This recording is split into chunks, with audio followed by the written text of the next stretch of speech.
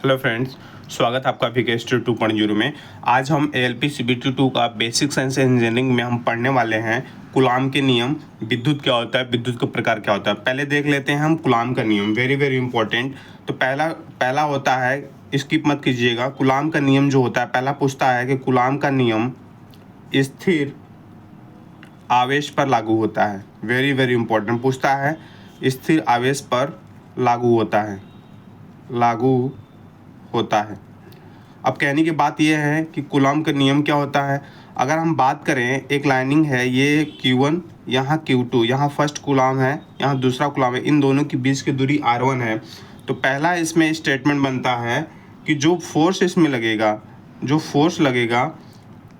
Force जो होता है दोनों आवेशों के बीच की दूरी का क्या होता है, अनुत्क्रमानुपाती होता है। क्या होता है, अनुत्क्रमानुपाती होता है। सेकेंड में क्या होता है कि जो F होता है, जो फोर्स होता है, इन दोनों के बीच की दूरी का क्या होता है, व्युत्क्रमानुपाती का स्क्वायर होता है। पहली बात, अगर हम इसमें कहते हैं कि अगर हम फोर्स को बढ़ा दें, फोर्स को इंक्रीज करें, तो हमारा दोनों जो आवेश है इनको भी इंक्रीज करना पड़ेगा, क्योंकि ये डायरेक्टली प्रोपोर्शनल है, यानी अनुत्क्रमानुपाती है। लेकिन अगर बीच की दूरी, अगर हम फोर्स बढ़ा दें यहाँ पे, या बीच की दूरी को अगर हम कम कर दें, बीच की दूरी को अगर हम कम कर दें, तो फोर्स हमारा क्या है, ज़्यादा लगेगा। क्यों? क्योंकि जो हमारी जो दूरी है, जो r बराबर, ये जो दूरी है, ये क्या है, व्युत्क्रमानुपाती है। क्या है, व्युत्क्रमानुपाती है। Very very important, very very important. Clear है बात। अब हम बात करें, इसी में अगर हम चर्चा करें कि यदि हम इन दोनों इक्वेशन को, फर्स्ट एंड सेकेंड को क्या करें कि अगर जोड़ दें, तो F अनुक्रमानुपाती हो जाएगा Q1 Q2 अपॉन R²।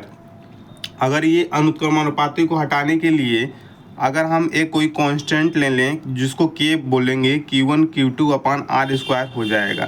तो F बराबर K Q1 Q2 upon R²। Clear हो रही बात कि नहीं हो रही है?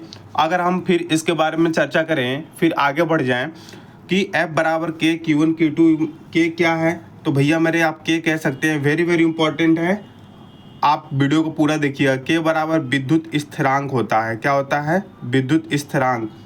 और इस विद्युत स्थिरांक K बराबर होता है 1/4 पाई एप्सिलॉन 0 है ना, एप्सिलॉन 0 R। क्लियर है? बिल्कुल। अब हम जैसे इस वाले फार्मूले का हमने यूज़ किया है, अगर हम मान लें कि वायु का माध्यम जो है ना, वायु माध्यम है, वायु क्या है, माध्यम के लिए अब 1/4 पहले एप्सिलॉन 0 के, तो एप्सिलॉन R की वैल्यू अगर हम 1 रख दें, क्या रख दें, एप्सिलॉन की वैल्यू 1 रख दें, किसके लिए, वायु माध्यम के लिए। ठीक है, तो यहाँ पे अगर हो जाएगा तो K बराबर 1/4 पाई हो जाएगा। ठीक है, 4 पाई हो जाएगा। अगर हम पूरे की बात करें, F बराबर हो जाएगा, अगर K की वैल्यू रख दें 1/4 पाई एप्सिलॉन 0 है ना, एप्सिलॉन 0 Q1 अपान Q2 बटा R²। ये हमारा फाइनल फोर्स हो जाएगा। क्लियर है? अब यहाँ पे अगर हम बात करें, ये एप्सिलॉन 0 एप्सिलॉन R होगा। ठीक है, एप्सिलॉन 0 एप्सिलॉन R होगा। तो एप्सिलॉन R जब होगा, वायु माध्यम होगा, तो मान लीजिए वायु माध्यम में 1 हो गया। इसका मतलब F बराबर 1/4 pi epsilon 0 Q1 Q2 upon R²। Clear है? अब हम एप्सिलॉन जो 0 होता है, इसको बोलते हैं निर्वात की विद्युतशीलता। निर्वात की विद्युतशीलता कहते हैं। वेरी वेरी इंपॉर्टेंट, इस पर फार्मूला भी बनते हैं और इसका डायरेक्ट मान पूछता है कि एप्सिलॉन 0 की वैल्यू कितनी होती है। तो दोस्त मेरे, एप्सिलॉन 0 की वैल्यू होती है 8.854। कितना, 854 इंटू 10⁻⁻12 फैरेड प्रति मीटर होता है। क्या होता है, फैरेड प्रति मीटर होता है। ये ध्यान रखिएगा, क्या होता है, फैरेड प्रति मीटर होता है। क्लियर है ना? क्लियर हो रही है बात? बिल्कुल क्लियर होनी चाहिए। अगर हम फिर बात करें, ये देखिए कूलाम का नियम आपको समझ में आया। कूलाम का नियम स्थिर आवेशों के बीच लगता है। पहली बात, स्थिर आवेशों के बीच लगता है। यदि मान लीजिए दो कूलाम के बीच की जो दूरी है r1 है, तो जो फोर्स लगेगा इन दोनों के अनुक्रमानुपाती लगेगा Q1 इंटू Q2, और इनमें बीच की दूरी है, इसके बीच क्रमानुपाती का स्क्वायर होता है। इन दोनों को जोड़ेंगे तो कांस्टेंट है k का प्रयोग किया, कांस्टेंट इसमें k का प्रयोग कर लेंगे। k बराबर क्या होता है, विद्युत स्थिरांक होता है। तो k की जो वैल्यू होती है 1/4 पाई एप्सिलॉन 0 एप्सिलॉन r होता है। y माध्यम एप्सिलॉन r बराबर 1 हो जाएगा, तो f बराबर 1/4 पाई एप्सिलॉन 0 Q1 Q2 अपन r स्क्वायर हो जाएगा।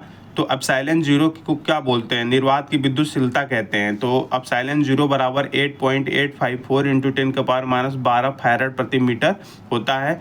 ये इंपॉर्टेंट है, ये एग्जाम में पूछा जाता है, LPCB2 में पूछ भी लिया गया है 2019 वाला पेपर में, देखिएगा। क्लियर है ना, क्लियर है। एक और चीज़ हम आपको अब बता दें, जब ये बता ही रहा हूँ तो किस पे फार्मूला बनता है उस पर हम बता दे रहे हैं। एक फार्मूला होता है Q बराबर N इंटू ई, वेरी वेरी इंपॉर्टेंट। ये जो फार्मूला होता है ना Q बराबर N इंटू ई, इसमें क्या है, Q को हम उत्पन्न आवेश बोलते हैं। क्या बोलते हैं, Q को हम क्या बोलते हैं, उत्पन्न आवेश बोलते हैं। क्या बोलते हैं, उत्पन्न आवेश। और N जो है इलेक्ट्रॉनों की संख्या है। क्या है, इलेक्ट्रॉनों की संख्या। N क्या है, इलेक्ट्रॉनों की संख्या है ना। E क्या है, एक इलेक्ट्रॉन की संख्या है। E क्या है, एक इलेक्ट्रॉन की संख्या, एक इलेक्ट्रॉन की संख्या। क्लियर है। Q बराबर N इंटू ए हो गया, और I बराबर होता है, ये सब फार्मूले जो हम बता रहा हूँ, ये सब क्वेश्चंस पूछा जाता है। I बराबर Q/T। I क्या है, यहाँ पे I हमारा है धारा है। यहाँ पे E की जो वैल्यू होती है, ये कांस्टेंट E बराबर जो इलेक्ट्रॉन की वैल्यू होती है 1.6 इंटू 10⁻−19 कूलाम होता है। क्या होता है दोस्त मेरे, -19 कूलाम होता है E की वैल्यू।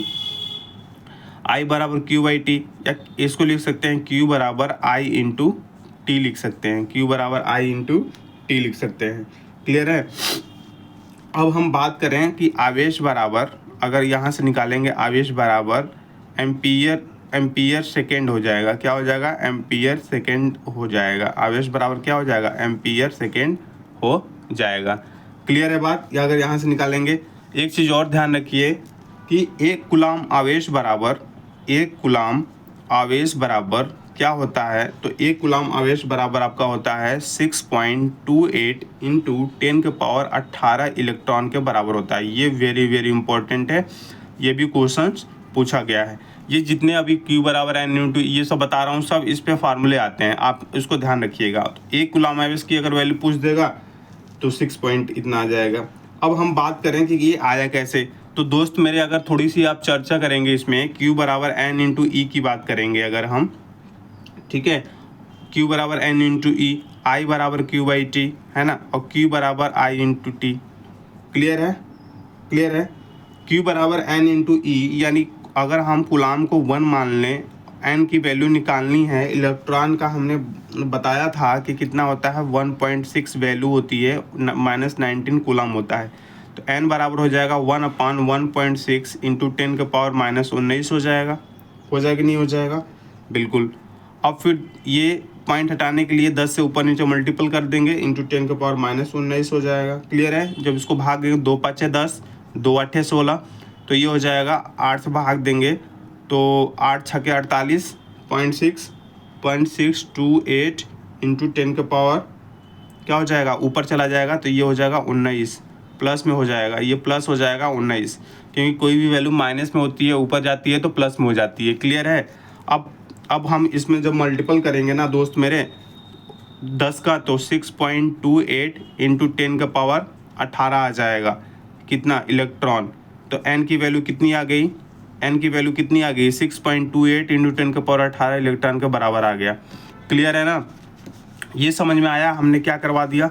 ठीक है, ये वेरी वेरी इंपॉर्टेंट, ये आप नोट करिएगा। ये जो हमने आपको कराया है अभी, Q बराबर N इंटू N की वैल्यू जो आई है, एक कूलाम आवेश डायरेक्ट पूछ देता है। I बराबर QT ये पूछता है कौन सा सही एक फार्मूला, E की वैल्यू पूछ देता है। इसके बाद पूछता है निर्वात की चुंबकशीलता कितनी, इसकी वैल्यू होती है, ये करिएगा, फार्मूले याद कर लीजिएगा। और यहाँ पे ये कर लीजिएगा किसको बढ़ाने से किसकी हमारी दूरी क्या होती है क्या नहीं होती है। ठीक है, ये जो हमने आपको पढ़ाया है। क्लियर है, क्लियर होगी कि नहीं हो गई, क्लियर होगी ना। अब देखिए अगर हम विद्युत की बात करें, अब कहेंगे कि सर आप तो यही बता दिए विद्युत स्टार्टिंग में। भैया मेरे ये इम्पोर्टेंट हमने बता दिया कि आप इस चीज़ को समझिए जो क्वेश्चंस आए हैं इसमें, ठीक है। अगर हम इलेक्ट्रिसिटी की बात करें, इसका मतलब होता है जो हमारा इलेक्ट्रॉन होता है ना, क्या होता है जो हमारा इलेक्ट्रॉन होता है, इलेक्ट्रॉन या आवेश, इलेक्ट्रॉन या आवेश क्या होते हैं, इलेक्ट्रॉन या आवेश का एक स्थान से दूसरे स्थान तक जो प्रवाह होता है ना, दूसरे स्थान तक जो प्रवाह होता है, सपोज दैट ये कोई हमारी तार है, यहाँ Q1 है, यहाँ Q2 है, तो एक स्थान से दूसरे स्थान तक ट्रांसफ़र हुए, इसका मतलब इसमें क्या हो रहा है, विद्युत का प्रवाह हो रहा है।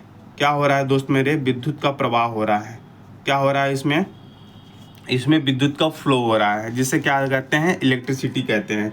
अगर हम विद्युत के प्रकार की बात करें कि विद्युत का प्रकार कितने टाइप्स के होते हैं, तो पहला लिखिएगा स्थिर विद्युत होता है, ठीक है, स्थिर विद्युत होता है। दूसरा क्या होता है, गतिशील विद्युत होता है, गतिशील विद्युत होता है, ठीक है, ध्यान रखिएगा। स्थिर विद्युत का मतलब हो जाएगा स्टैटिक इलेक्ट्रिसिटी हो जाएगी, और इसका मतलब होता है डायनेमिक इलेक्ट्रिसिटी हो जाएगी, ठीक है। क्लियर हो रही बात कि नहीं हो रही है? बिल्कुल। आप लोग बोल रहे थे कि सर पीडीएफ दे दीजिए, भैया मेरे पीडीएफ के लिए मैं डिस्क्रिप्शन में टेलीग्राम का लिंक दे दूंगा, आप लिंक पर जाकर के क्लिक कीजिएगा, टेलीग्राम से जुड़ जाइएगा, उस पर मैं पीडीएफ जितने भी हमने अभी चैप्टर पढ़ाया है सबकी पीडीएफ में डाल दूंगा बना करके, ठीक है दोस्त मेरे। अब देखिए कहने का बात यह है कि हम आज बेसिक इलेक्ट्रिसिटी क्वेश्चन स्टार्ट किए हैं, तो धीरे धीरे इस चीज़ को पढ़ाएंगे, ये लंबा चैप्टर है, ठीक है। तो विद्युत के प्रकार के बारे में हमने बता दिया। इस विद्युत के प्रकार में स्थिर और डायनामिक का हम डिस्कशन पूरी विस्तार से करेंगे, ठीक है, पूरी विस्तार से करेंगे। आज वीडियो को इतना ही रखेंगे, ठीक है, तब तक के लिए बाय बाय, टेक केयर, जय हिंद, जय Bharat, love you all, Vande Mataram. आप इस चीज़ को करिएगा क्योंकि आज स्टार्टिंग कर रहे हैं, तो वीडियो को शॉर्ट ही रखेंगे। फिर उसके बाद अब कोई मैराथन क्लास ले लूँगा, मैराथन क्लास में पूरी डिटेल्स में आपको बेसिक इलेक्ट्रिसिटी करा दूँगा, ठीक है दोस्त मेरे। Okay, good bye.